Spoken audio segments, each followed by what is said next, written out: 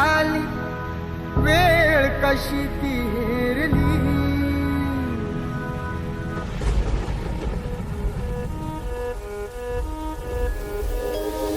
कोण बसला होता काळ कसा महापुरुषावरती, देशोदेशी वार्ता पसरता हादरून गेली ही धरती.